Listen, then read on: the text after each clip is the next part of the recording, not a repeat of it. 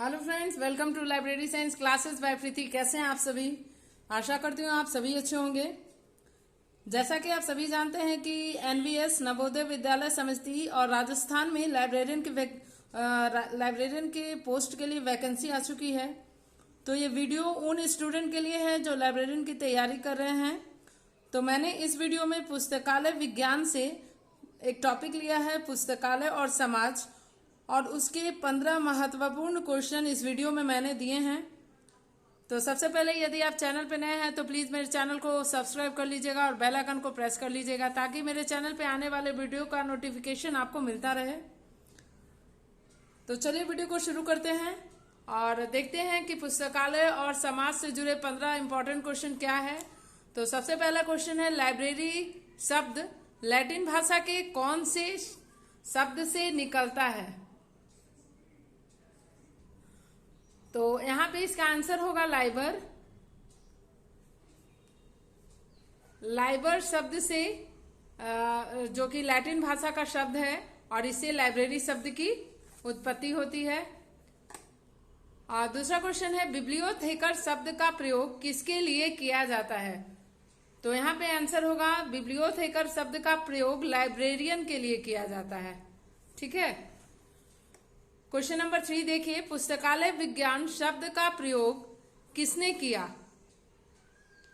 पुस्तकालय विज्ञान शब्द का प्रथम प्रयोग किसने किया?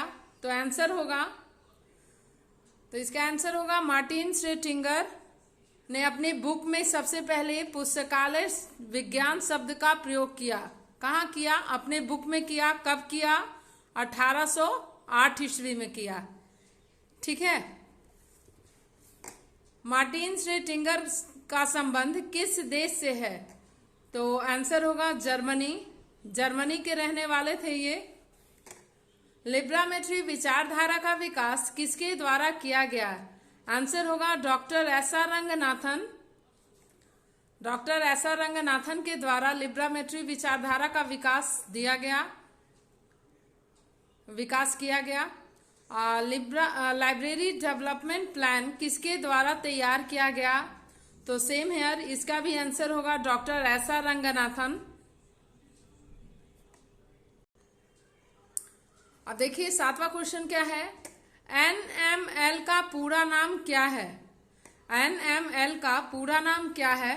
तो इसका आंसर होगा, तो इसका आंसर है नेशनल मिशन ऑन लाइब्रेरीज।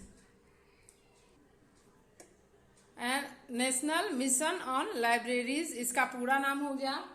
ये कब शुरू की गई?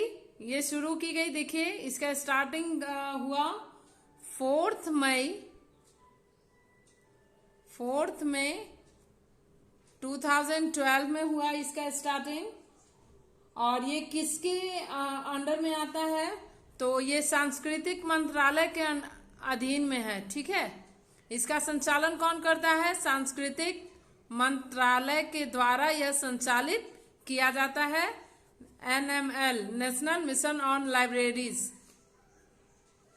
एनवीएलआई का पूरा नाम क्या है? तो देखिए यह भी सांस्कृतिक मंत्रालय द्वारा स्थापित एक परियोजना है। ये भी किसके अंडर में आती है? सांस्कृतिक मंत्रालय के अंडर में ही आती है। ठीक है। सांस्कृतिक मंत्रालय द्वारा चलाई गई परियोजना है ये भी, और इसका पूरा नाम है national virtual library of India. अब देखिए NAMAMI का पूरा नाम क्या है?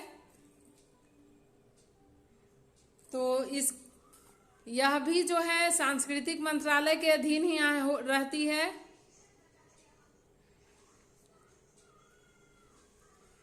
इसका भी कार्य संचालन सांस्कृतिक मंत्रालय द्वारा के अधीन में ही रह के किया जाता है।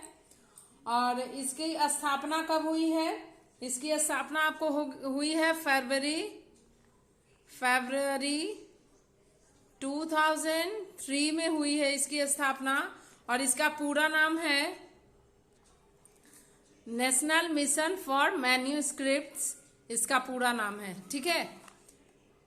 अब देखिए 10वां क्वेश्चन क्या है, IGNCA का पूरा नाम क्या है? तो इसका पूरा नाम है Indira Gandhi national centre for the arts. अब देखिए 11वां क्वेश्चन क्या है। देखिए 11वां क्वेश्चन है क्ले टैबलेट यानी मिट्टी की गोली का पुस्तकालय कहाँ है। तो इसका आंसर होगा बेबीलोन में इसका पुस्तकालय है।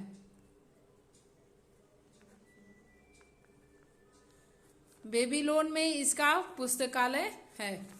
देखिए 12वां क्वेश्चन क्या है। पेपरलेस सोसाइटी की अवधारणा किसके द्वारा दी गई। तो यह अवधारणा जो है Frederick Wilfrid Lancaster, okay, Frederick Wilfrid Lancaster के द्वारा दी गई थी। और यह अवधारणा कब दी गई थी ये भी नोट कर लीजिए। यह अवधारणा 1978 में दी गई थी। ठीक है। अब देखिए क्वेश्चन नंबर 13 क्या है। लेखन सामग्री के रूप में पेपायरस का प्रयोग किसके द्वारा किया गया था। तो इसका प्रयोग जो है मिस्र के द्वारा किया गया था। मिस्र के द्वारा इसका प्रयोग किया गया था। क्वेश्चन नंबर 14 देखिए। नेशनल मिशन ऑन लाइब्रेरीज किसके अधीन आता है। तो इसका मैंने आपको आंसर बताया था, सांस्कृतिक मंत्रालय के अधीन यह आता है। सांस्कृतिक मंत्रालय, ऐसा भी आपको क्वेश्चन पूछेगा। NML किसके अधीन आता है। तो सांस्कृतिक मंत्रालय के अधीन आता है और इसका फुल फॉर्म आपको पूछ सकता है। अब देखिए क्वेश्चन नंबर 15 क्या है। विकास शून्य पुस्तकालय का क्या अर्थ है। तो इसका क्या अर्थ है। इसका देखिए अर्थ है कि पुस्तकालय को कई पुस्तक की जरूरत थी परंतु खरीदी नहीं गई। तो देखिए आंसर क्या होगा इसका। पुस्तकालय को कई पुस्तक की जरूरत थी परंतु खरीदी नहीं गई। ठीक है। तो ये था फ्रेंड्स पुस्तकालय और समाज से जुड़ा कुछ 15 महत्वपूर्ण क्वेश्चन। आगे भी वीडियो में मैं पुस्तकालय विज्ञान से जुड़े इम्पोर्टेंट टॉपिक का इम्पोर्टेंट क्वेश्चन, ऑब्जेक्टिव क्वेश्चन मैं आपके सामने लाती रहूंगी। तो इसके लिए प्लीज हमारे चैनल पे बने रहिएगा और हमारे चैनल को लाइक करना ना भूलिएगा।